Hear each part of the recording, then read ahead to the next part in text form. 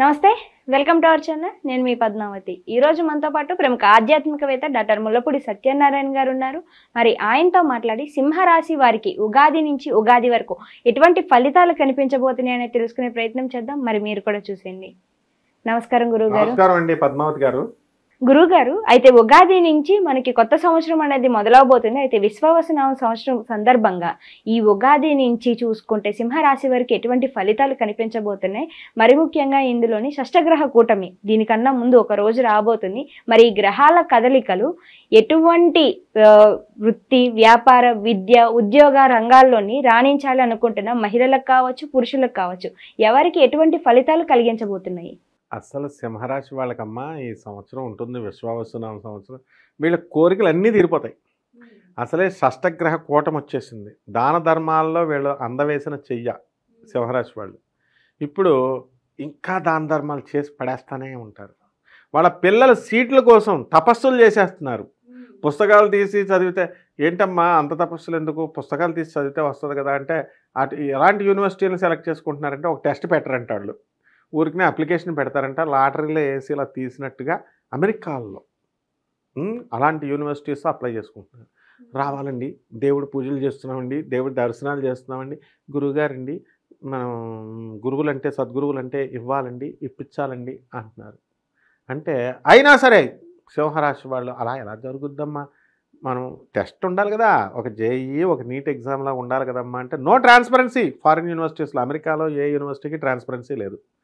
అది మనం చెప్పినా వాళ్ళకి అర్థం కాదు. కాబట్టి అలాంటి కాంపిటీషన్లో కూడా కొట్టుకొచ్చేస్తారనమాట వీళ్ళు. ఎంఐటి తర్వాత ఈ యొక్క బ్రౌన్ యూనివర్సిటీల్లో సీట్లు వచ్చేస్తాయి వీళ్ళకి, అందులో డౌటే లేదు. ఆ తర్వాత ఇక వృత్తి, వ్యాపార, ఉద్యోగ విషయాల్లో వీళ్ళకి తిరుగులేదు.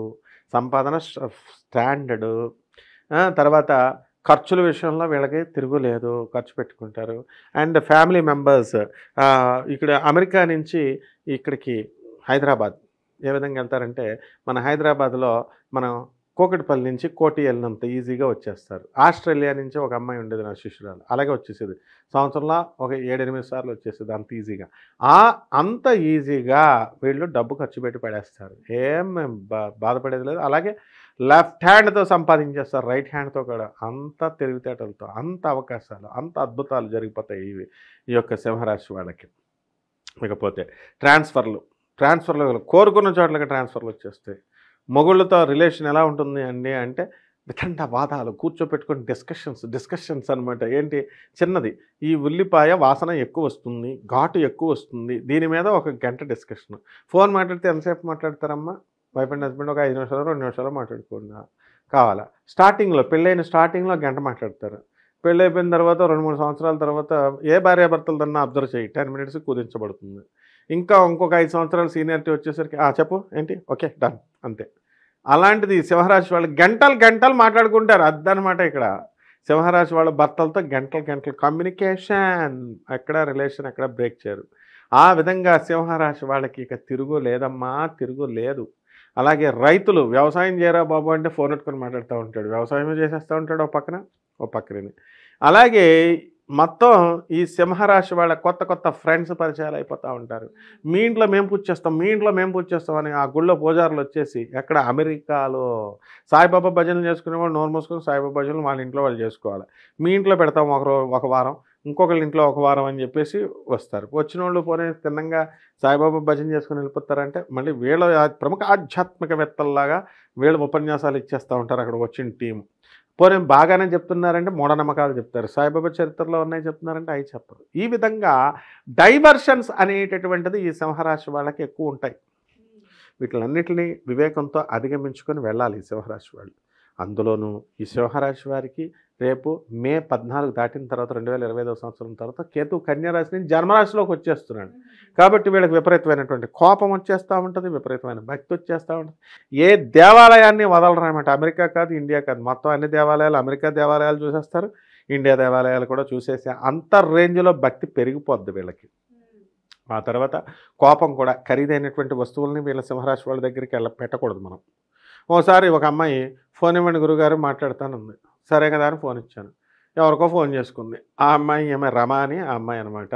గణగాపురం అస్తమాను నెలలో 20 సార్లు వెళ్ళిపోద్ది. స్రవంతి అని ఇంకో శిష్యురాలు ఉంది నాకు. వీళ్ళిద్దరు కలిసి అస్తమానం తిట్టుకుంటారు, అప్పటికప్పుడే కలిసిపోతూ ఉంటారు. సరే ఫోన్ ఇస్తే ఆ అమ్మాయి ఏదో ఆవేశంగా ఉంది, ఈ అమ్మాయి ఇద్దరు అరుచుకొని నా ఫోన్ నేలకేసి కొట్టేసింది. ఆ విధంగా ఈ సింహరాశి వాళ్ళంతా కూడా ఖరీదైనటువంటి వస్తువులు నేలకేసి కొట్టేస్తారు. కాబట్టి మనం ఎవరం కూడా ఈ సింహరాశి వాళ్ళ దగ్గరికి వెళ్ళి వాళ్ళకి మన ఖరీదైన వస్తువులు ఇవ్వకూడదు, అమ్మేస్తే నేలకేసి కొట్టేస్తారు.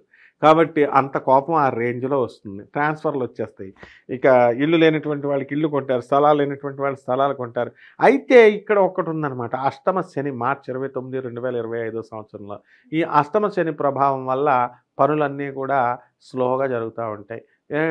తర్వాత బండి ఎక్కించుకుంటున్నారు కదా అని ఎవరి బండి అన్నా ఎక్కారనుకో సింహరాశి వాళ్ళు, ఈ అసలే ఈ ఏదో వచ్చింది కదా, ఎంత రోడోనా ర్యాపిడో ఎక్కిస్తే వాడు పడేస్తాడు. వాడి కర్మ, వాడి సింహరాశుడు అయితే కింద పడేస్తాడు, మన కాలు ఇరిగిపోద్ది అనమాట. అందుకని ఎట్టి పరిస్థితుల్లో కూడా మనము మన సొంత డ్రైవింగ్ మీద నమ్మకం పెట్టుకుని అష్టమ శని కాలు ఇరగొట్టేస్తాడు. కాబట్టి జాగ్రత్తగా ఈ సింహరాశి వాళ్ళు పొందికగా ఉండాలమ్మా. గుర్తుపెట్టుకోండి, గురువు గారు చెప్పినట్టు ర్యాపిడోలు ఎవరైనా బుక్ చేసినట్టయితే గనక సింహరాశి, అది నీది సింహరాశి అని అడగాలి వాళ్ళని. సింహరాశి వాడైతే ఖచ్చితంగా పడేస్తాడు, కాలు ఇరిగిపోవడం గ్యారంటీ మంది. కాబట్టి ఈ విధంగా ఈ యొక్క సింహరాశి వీళ్ళు అసలే పాలు వెన్న తినాలి అంటే వీళ్ళకి కొంచెం ఎబ్బట్టిగా ఉంటుంది పాలు వెన్న. అలాంటిది వీళ్ళు పాలు వెన్న ఎక్కువ తింటారు ఈ సంవత్సరం అంతా కూడా.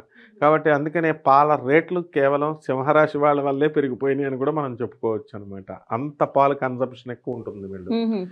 ఆ విధంగా ఉద్యోగాల్లో ఇంకేం చెప్పండి, పాల వ్యాపారం పెట్టుకుంటే బ్రహ్మాండంగా ఇప్పుడు డెవలప్మెంట్ ఉంది. రెస్టారెంట్స్, హోటల్స్, ఇవి అవి అన్నీ కూడా బ్రహ్మాండంగా జరుగుతాయి అన్నమాట. సో వ్యాపారాలన్నీ కూడా పుష్కలంగా ఉన్నాయి. గురుబలం కూడా బ్రహ్మాండంగా ఉంది. చదువు వద్దంటే చదువు వచ్చేస్తుంది. ఇంకేందమ్మా బోనస్, వాళ్ళ పిల్లల హోంవర్క్లన్నీ వీళ్ళే చేసేస్తారు, వీళ్ళకి కూడా చదువు వచ్చేస్తుంది. మిశ్రమ ఫలితాలు అయితే కనిపిస్తున్నాయని చెప్తున్నారు. కాబట్టి ఈ మిశ్రమ ఫలితాలన్నింటినీ కొంచెం తగ్గించుకొని మంచి ఫలితాలుగా మార్చుకోవాలి అంటే ఎటువంటి పరిహారాలు చేయాలంటారు? శని జపం చేయాలా, శని స్తోత్రాలు చదవాలా, శనికి కిలోంపావు నల్ల నువ్వుల్ని నల్లని వస్త్రాన్ని ఇచ్చి పేద బ్రాహ్మణికి శనివారం నాడు ఉదయం 8 గంటలకు దానం చేయాలా. ఇది ఫస్ట్ పాయింట్. తర్వాత రాహు జపం చేయాలా, రాహు స్తోత్రాలు చదవాలా. రాహుకి కిలోంపావు మినుముల్ని ఆవుపేట రంగు ఉన్నటువంటి వస్త్రాల నుంచి పేద బ్రాహ్మణులకి శనివారం నాడు ఉదయం 8 గంటలకి దానం చేయాలి.